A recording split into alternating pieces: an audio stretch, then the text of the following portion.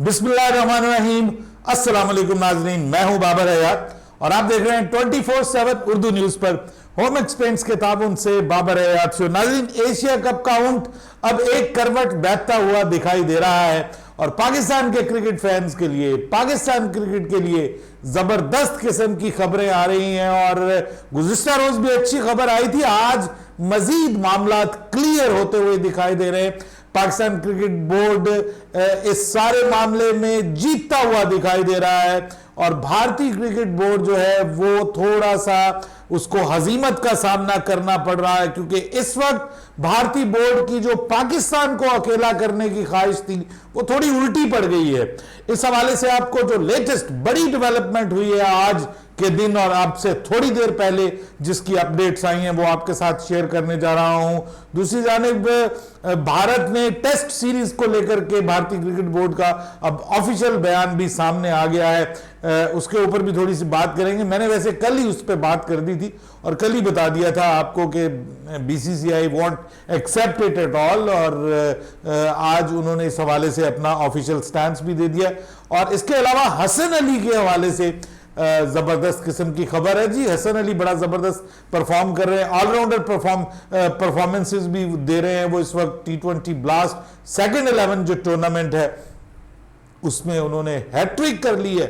क्या खबर आई है वहां से, ये भी आपके साथ आज के इस प्रोग्राम में शेयर करूंगा। लेकिन आगे बढ़ने से पहले आपसे गुजारिश कि अगर आप हमारे नए व्यूअर हैं तो प्लीज हमारे इस चैनल को जल्दी से कर दीजिएगा सब्सक्राइब और बेल आइकन को पुश करना मत भूलिएगा। मुझे फॉलो कीजिए इंस्टाग्राम पे बाबर हयात शो और हमारे पेज को फेसबुक पर लाइक कर लीजिएगा।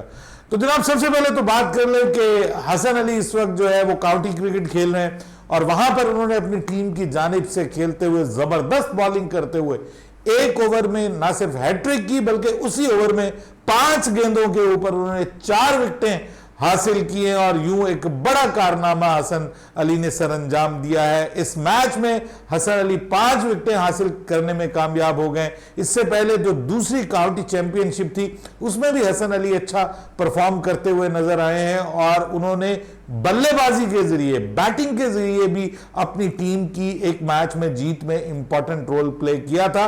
बॉलिंग में भी बहरहाल आपको पता है कि अब्बास जो है वो जो लॉन्गर वर्जन था उसमें अब्बास ने बहुत अच्छा परफॉर्म किया।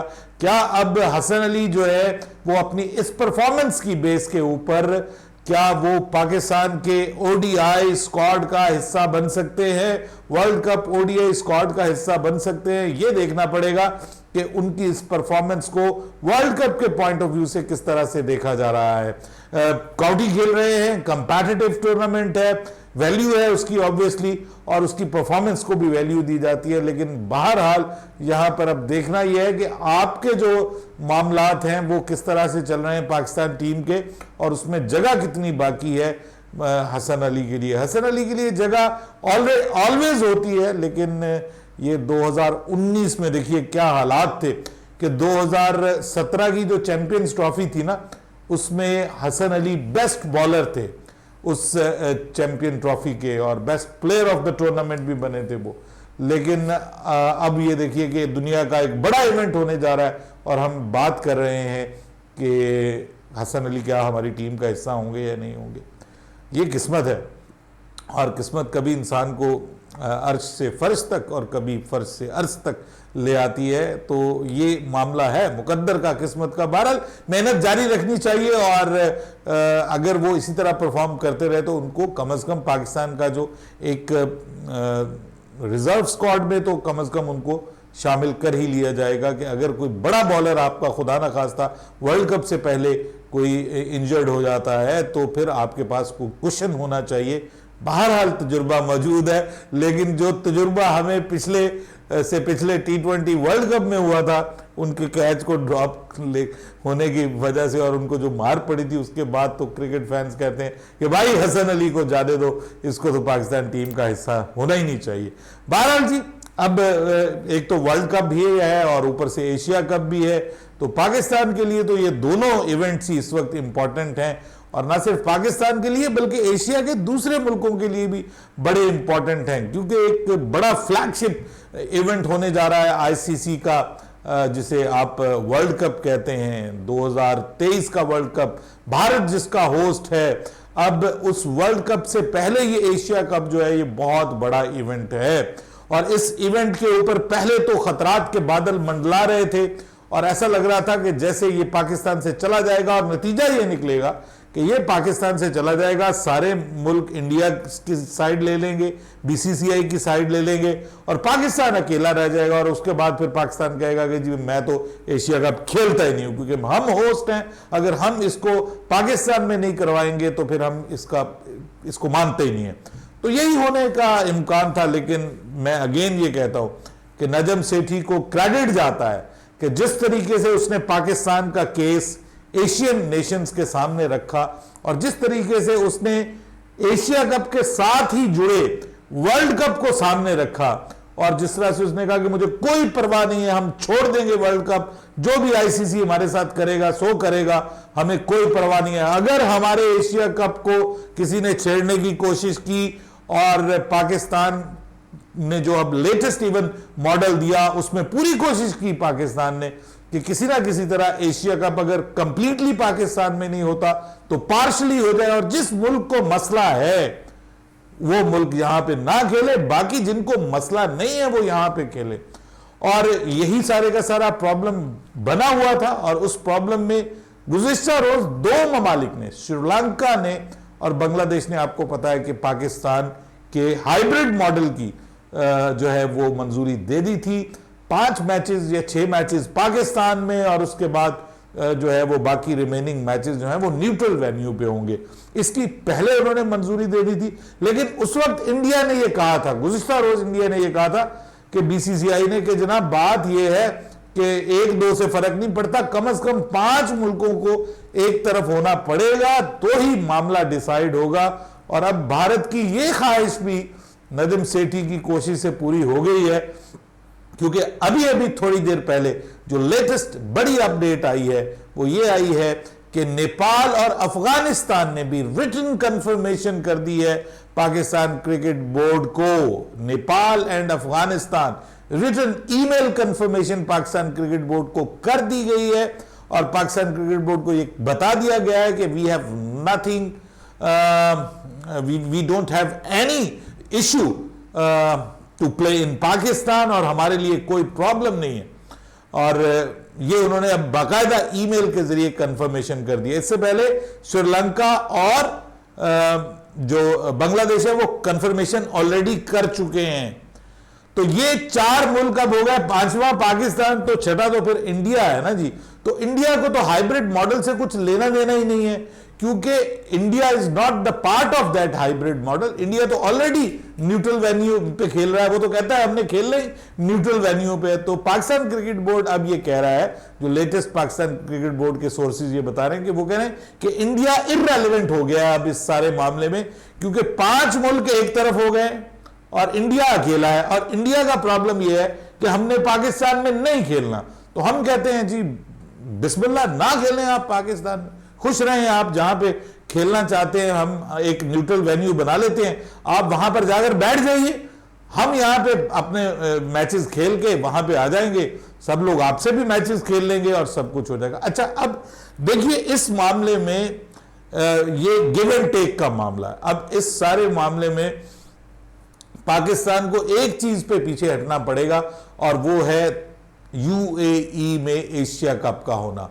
गुज़िश्ता साल यूएई में एशिया कप हो गया था बिकॉज वो एक शॉर्टर फॉर्मेट था, 20 ओवर का मैच, और जो मतलब 20-20 मैच, और मुकाबले में आप जो है वो 50 ओवर का मैच, तो बड़ा फर्क पड़ जाता है। आधे से ज्यादा दिन में आपको जो है वो क्रिकेट खेलनी है।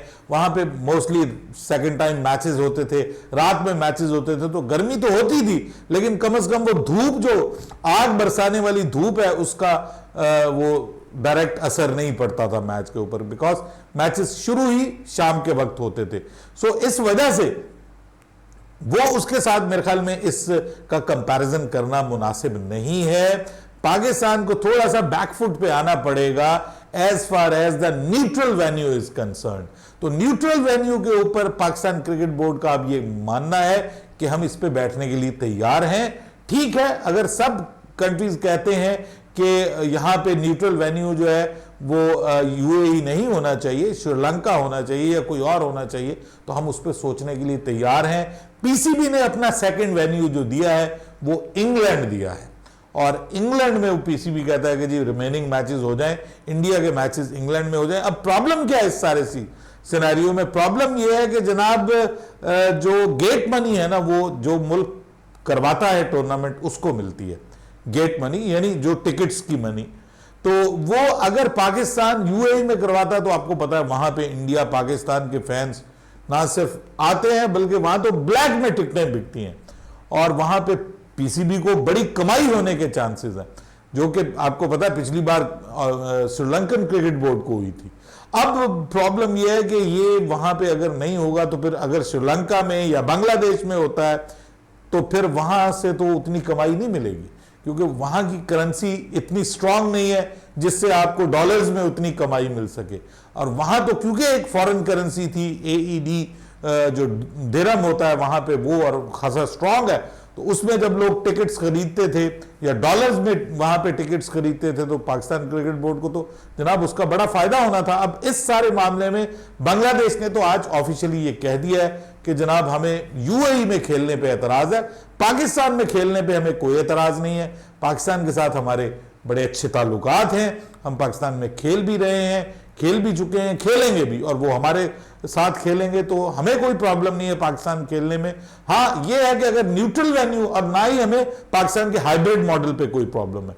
और ये उन्होंने कहा कि हाँ न्यूट्रल वेन्यू की जहां तक बात है तो न्यूट्रल वेन्यू के लिए हमें कुछ और सोचने की जरूरत है। यूएई जो है वो बहुत गर्म है, और वर्ल्ड कप से पहले हम अपने खिलाड़ियों को फटड़ करवाने का बिल्कुल इरादा नहीं रखते।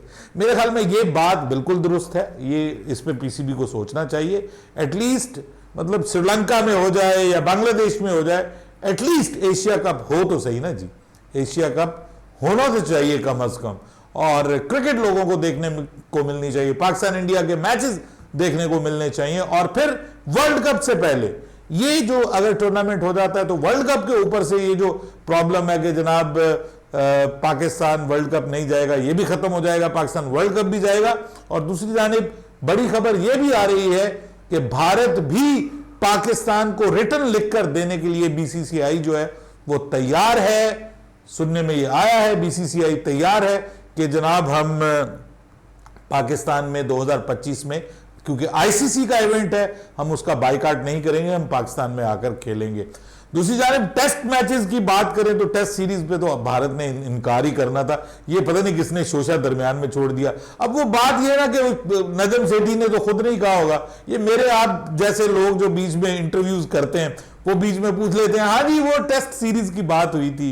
अब वो ऑस्ट्रेलियन मीडिया बहुत चाह रहा है कि जी वहां पे टेस्ट सीरीज हो जाए। मेलबर्न में जब से जो है वो 1 लाख से के करीब लोगों ने मैच देखा था, 90,000 से ज्यादा, वो पाकिस्तान इंडिया वाला मैच, तो तब से जो है वो तड़प रहा है ऑस्ट्रेलिया के कहीं इन दोनों मुल्कों को यहां पे लाकर जो है ना वो हम कुछ पैसे कमा ले, ज्यादा सारे पैसे कमा ले, कुछ इस किस्म का सीन वहां पे बना हुआ है। तो वो इस वजह से ऑस्ट्रेलियन मीडिया ही ऐसी जो है वो शतुंगड़ियां और शोशे छोड़ता है, और उस पर जवाब यही आना है क्योंकि India is not interested in playing bilateral cricket with Pakistan. लेकिन ये भी दोहरा में आ रहा है, अरे भाई बायलैटरल क्रिकेट नहीं खेलनी लेकिन आईसीसी के इवेंट्स में खेलना है, एशिया कप के इवेंट्स में खेलना है, ये खुला तजाद नहीं है, ये तजाद चल रहा है। लेकिन भाई बात ये यहां पे ज्यादा पैसे आते और ये तकसीम होते हैं, बस मसला सिर्फ ये है। अब इंडिया को प्रॉब्लम यह है कि मेरी वजह से पाकिस्तान को डायरेक्ट फायदा ना पहुंचे, डायरेक्ट फायदा ना पहुंचे।